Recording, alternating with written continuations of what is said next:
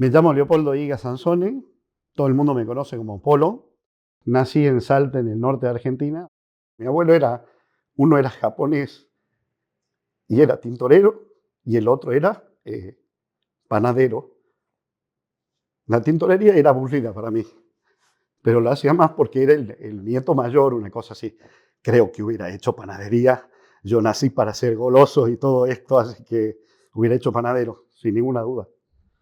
Cuando no trabajo, tengo una afición que la hago desde que tengo 4 años, que es el rugby. Cuando llegué a Barcelona, gente del Hospital de San Pablo que conocía me puso en contacto con el Fútbol Club Barcelona. Fui para allí, me ficharon y ya quedé toda mi vida ligado al rugby y al Barça. A mí me gustan mucho los conciertos. Sin televisión quizás pueda llegar a vivir, me sabe mal, pero sin la radio, sin la música, muy difícil.